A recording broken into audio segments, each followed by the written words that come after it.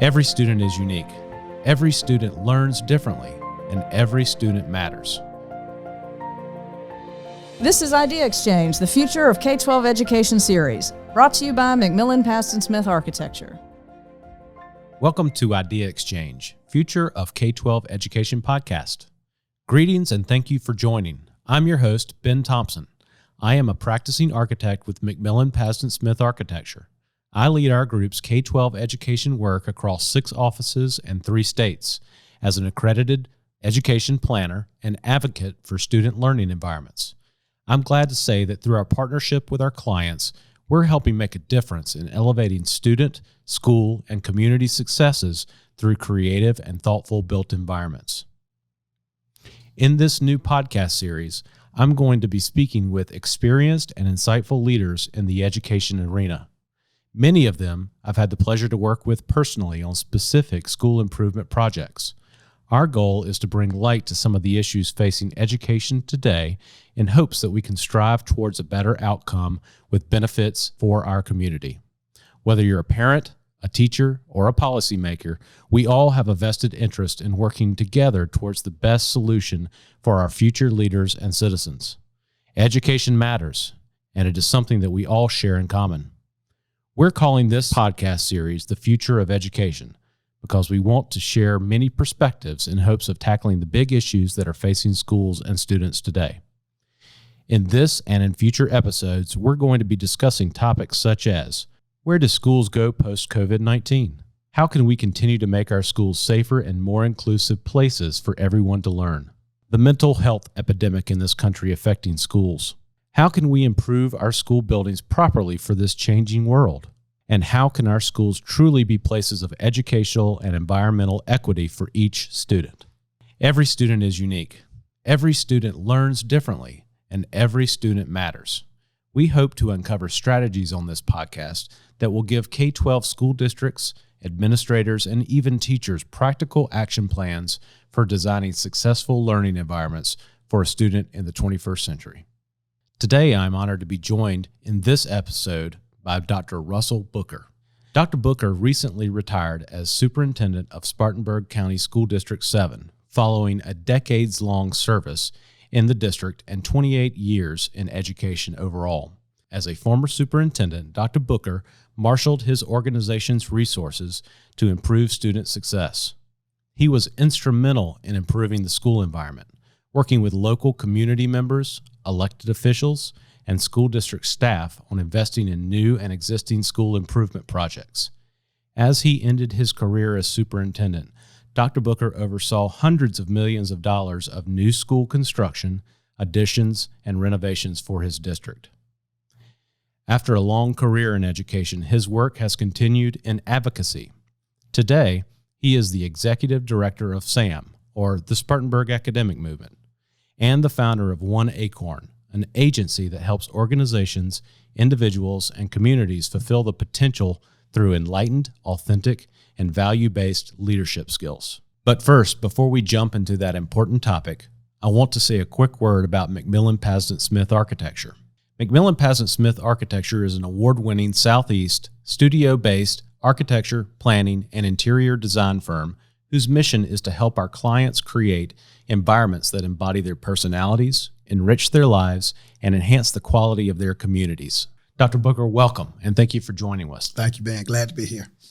Today's discussion is very timely. We're going to be talking about return to learn. For more than a year, learning has been impacted by the COVID-19 pandemic.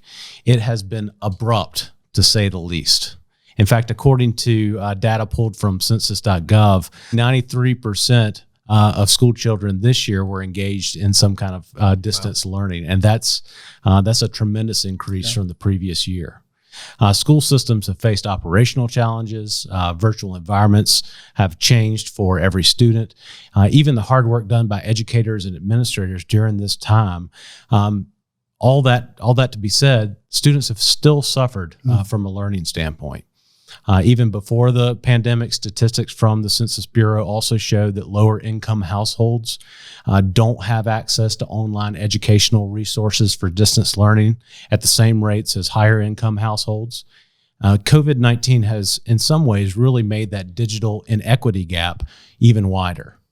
So today, what can we do about that academic and social needs for each of those students as they catch up from this pandemic year? How can we help them catch up educationally? And what's on the horizon for the future of education? Dr. Booker, you've been really involved in helping school districts respond to COVID-19.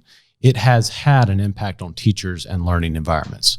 What have you witnessed over the last year? Yeah, let me say, first of all, I retired on June 30th of 2020. Had no idea at the time of my retirement that I would be doing that in the midst of a global pandemic. So I got to experience the early parts of the pandemic when our governor on March the 16th closed our schools and we went home.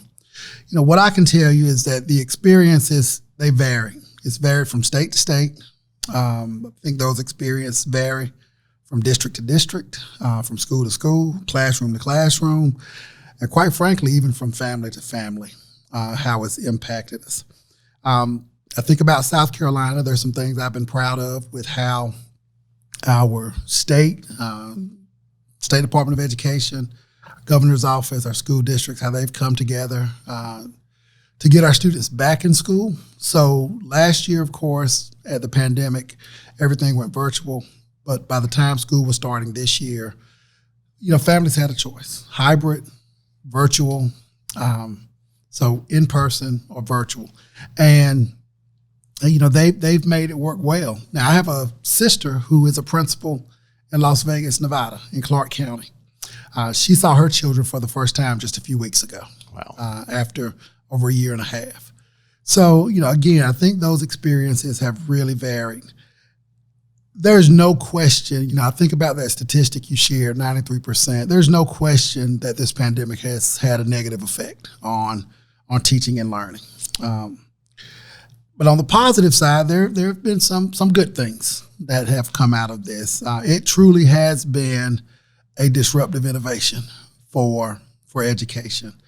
And my hope is, I always try to look at the positive side of things, that coming out of this is going to set us up for some true transformation in our schools. I think about technology, where things were this time last year as schools were scrambling versus where things are right now with technology. You talk about the disparities and the equity, that certainly those things have been exacerbated. We're now paying attention to those disparities. Teaching has truly changed in our classrooms. The way students learn have truly changed. And, in your space, the environments. I think we understand now the importance of learning environments, not just in terms of the physical space, but the overall health of a building and how that impacts children. So it's certainly been a challenge for us, but I'm hoping we can draw some things out of this and move things forward. That's so true. The quality of the environment absolutely matters for students in their learning environment, for sure. I wonder if you have talked with educators a little bit more about the differences in this environment from a virtual aspect, moving into more of a in-person aspect, and how that might differ from age level to age level as well. Absolutely. So in my work now in retirement, I run a nonprofit. It's the Spartanburg Academic Movement. And our charge at SAM is really to continue to work with our school systems, but to also leverage all of those adjacent sectors. So we're constantly having conversations about, how are things going? What I will tell you, there's nothing like face-to-face learning. And what we have come to realize, the students who are faring the best right now are those who, have those experiences where they're with a teacher. Sure. Now that happens in a couple of ways. The students who are struggling the most are those who have chosen that virtual option.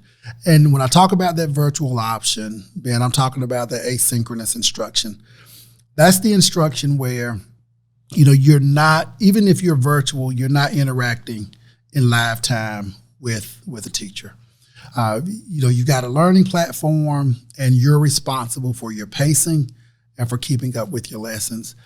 Our superintendents, our principals and teachers will tell you those have been the greatest challenges. Those are the students we're worried about the most at this point, and that's where we see some of these gaps starting to widen. In terms of age, what I can tell you is this. I think it just depends on the situation from which a child is coming. When we talk about equity, and we'll have that conversation later on, that's one of those areas. I watched a 3-year-old. I've got a individual who works with me at SAM. She's got a 3-year-old son.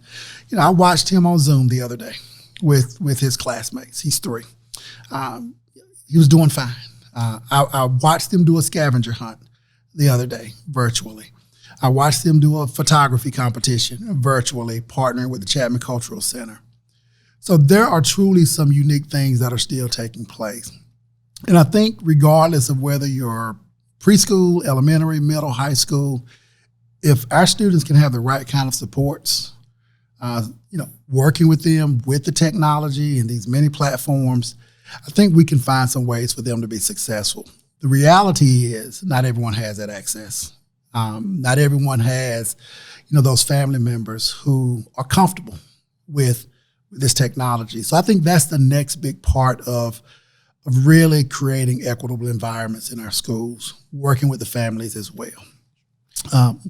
Yeah, sure. So, it obviously is a very multifaceted problem that the schools and districts are really dealing in the return to learn. So what issues will schools continue to face as more and more students move back, probably as the school year ends this year, but more so when school starts back in earnest in the fall? Absolutely. What are the things that are going to persist in schools? So, right now, there are a lot of students who are still in a virtual environment. Now, in many districts across South Carolina, they're back 5 days a week.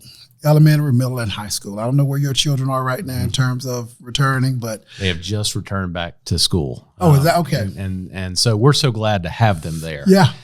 Because they really needed that in person, that touch, that feel of a teacher in a classroom again. So we're glad to have them back. So I've got a high school junior, and he's 5 days a week. And the challenge now, because about 20% of the students in those classes aren't back. So, the schools aren't full right now. Now, over time, as students start to come back, they will be full. Now, we've got things in place through vaccinations that's certainly making some of this a lot better. There's funding coming through to support a lot of the work. But the differences won't just be in welcoming more students back, but how do we account for the learning gaps that we know are going to be there among these students right now? I think those are some of the challenges. The teaching and learning, people think it's going to be back to business as usual next fall.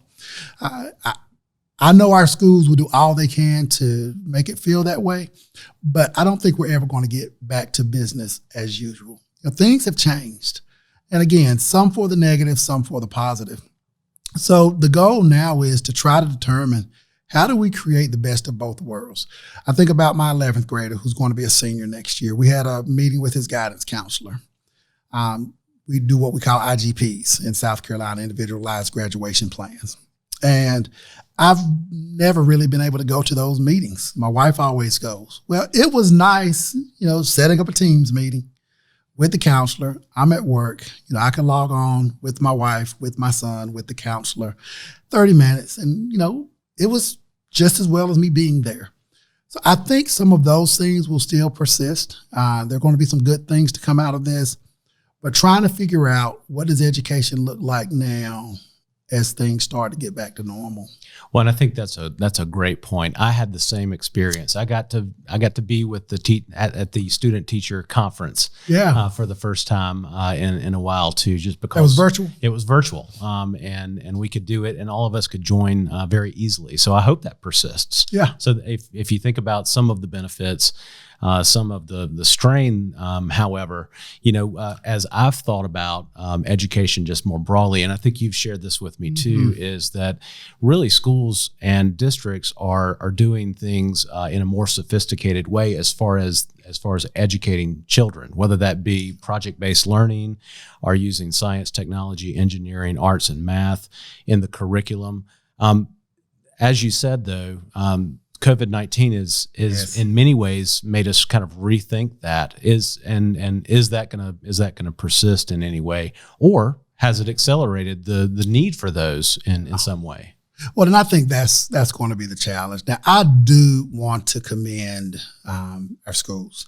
I think about where we were in April of 2020, sure, and where we are now. I think about athletics. As the fall rolled around, moving into the spring, schools have done a really good job of being able to open some of those opportunities back up for our students. The arts. Now, they've had to change the way you do a chorus concert, but they are still providing those opportunities for our students. Art, chorus, band, orchestra. But we need to get back to field trips and students being able to have those experiences. They've done a great job pivoting and allowing virtual field trips. So again, we've missed out on some things. And, so we want to get back to those things, Ben, but at the same time, I think we recognize that there are some things that we can do differently now. I'm also concerned about our students who are entering school for the first time. So you think about our kindergartners, those kindergartners who are registering right now for their first time in school. It's been a couple of years since they've interacted with young people. And when we think about things like school readiness, the social, the emotional, all of those aspects of readiness are critical.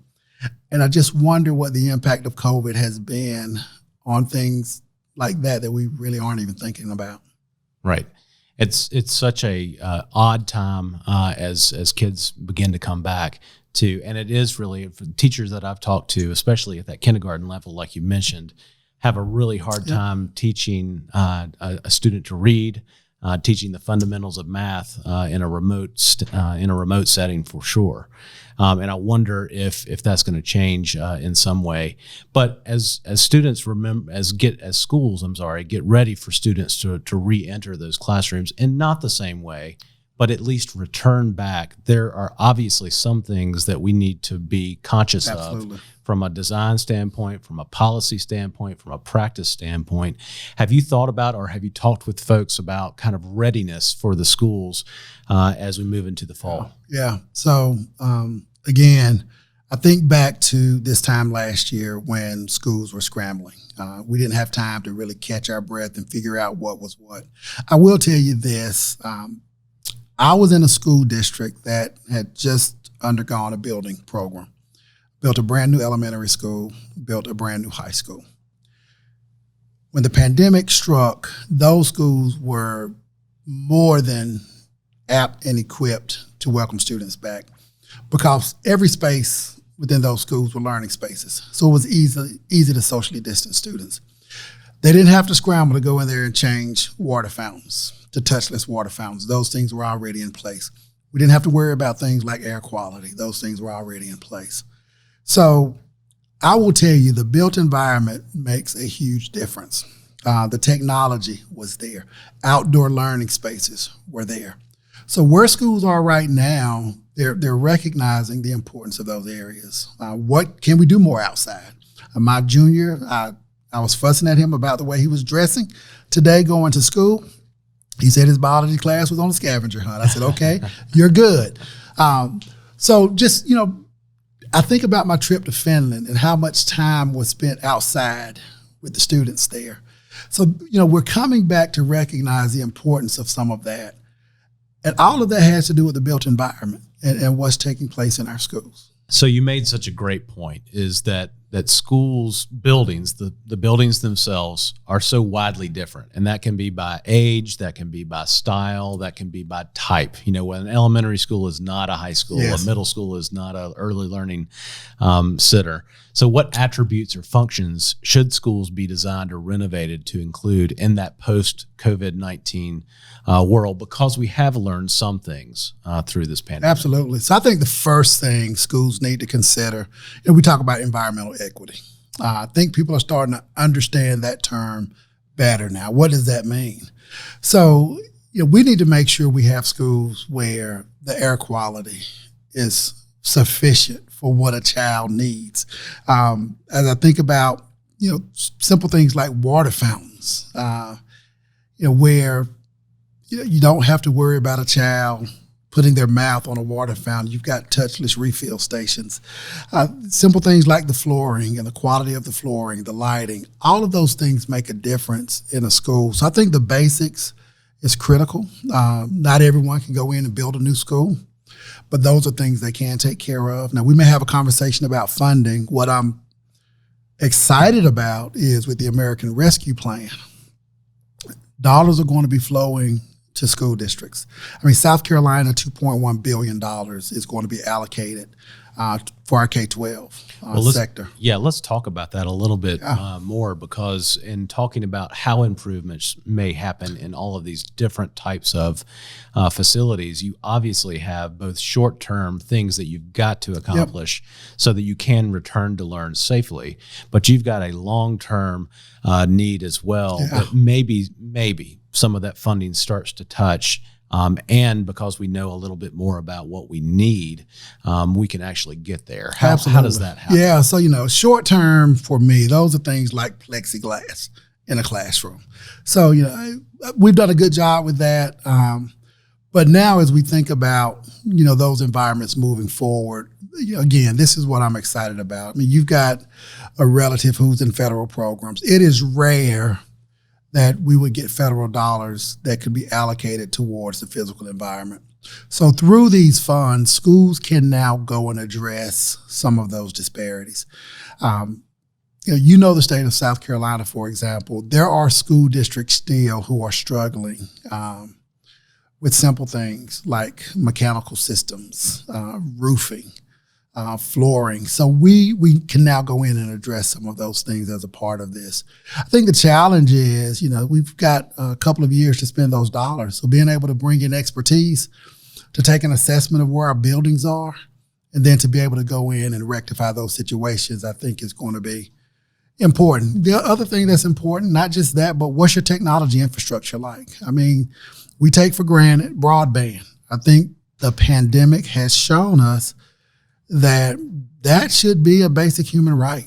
When you have places within our community where there is no broadband access, you've locked a child and a family out of, getting an education in many cases.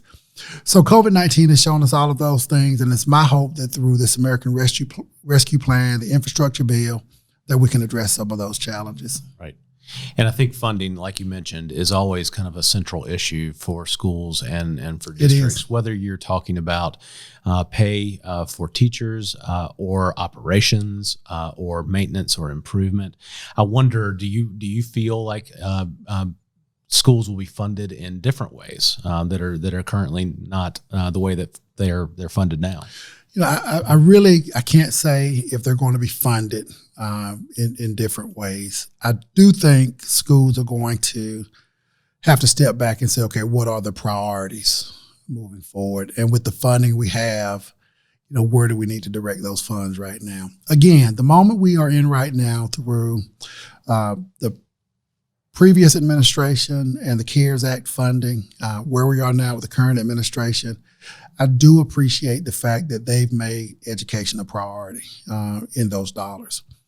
Just need to make sure that we're doing it in a way that's going to have some long-term effects, as you mentioned. Well, absolutely, because as you said at the very beginning, having students in-person learning is the best solution for the student. And I'm looking forward to not only that return, but that safe return for all of our communities, for all of our students.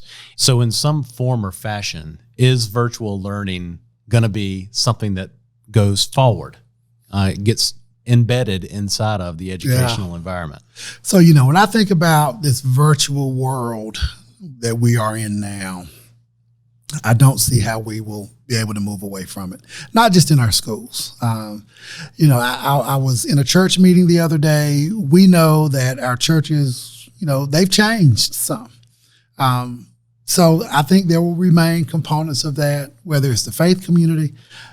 our regular day jobs. I think we've come to learn. I've got an old baby boomer mindset that, a car needs to be in the parking lot. You need to be in the building. But I've come to learn people can get work done from home.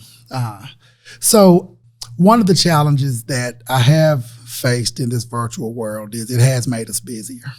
I mean, I will go from a meeting from 8 to 9 to 9 to 10 to 11 to 12 to 1 to 2, all within a single span. As we open back up, I don't think we're going to be able to keep up with that kind of pace again. So, my hope is that we can find that balance again, as a community. But I do believe our schools, video conferencing, there's some great benefits. Telehealth with families, some great benefits to that. So I do believe it's here to stay, and we will be utilizing it like we never have before.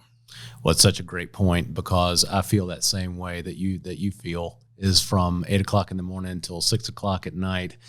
You have something on your calendar that you have to attend, and you usually have about 30 seconds between those scheduled events. What I found even at the beginning of the pandemic to right now is those meetings have become shorter. We've learned how to be a little bit more succinct. They set them for an hour.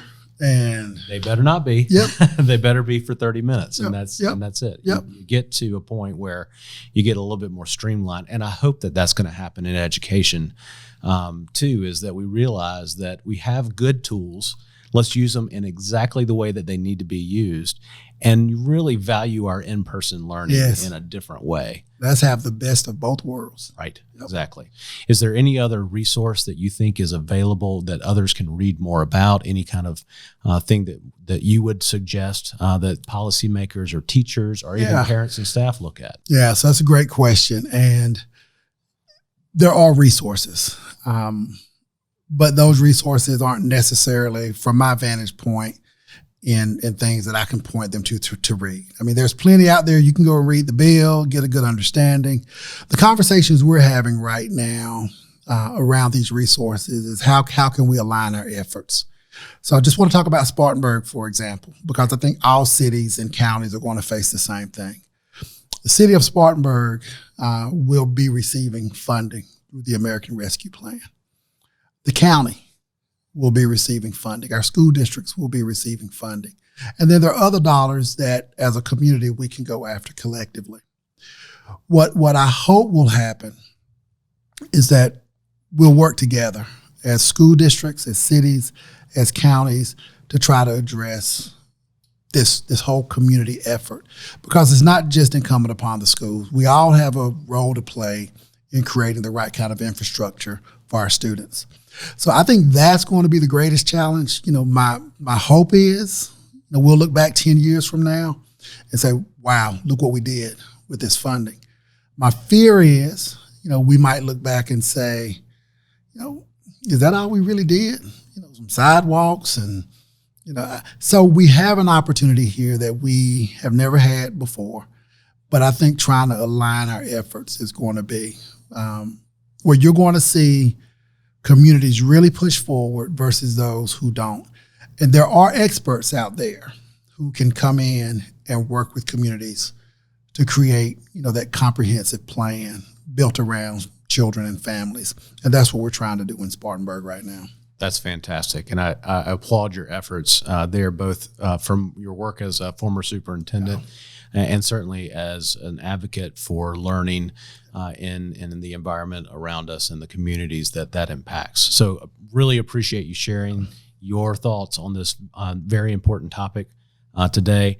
And I know we've only scratched the surface. You've got to come back and talk to us a little bit more about some of these central issues that are affecting education. Thank you so much for joining us today. Thank you for having me. Thank you for what you're doing. Thank you. And anyone listening who may be interested in learning more about our K-12 design studio or McMillan Pazdan Smith architecture in general can start by visiting our website at McMillanPazdanSmith.com. And we hope you, the listener, will be tuning in to the rest of this K-12 educational focus series.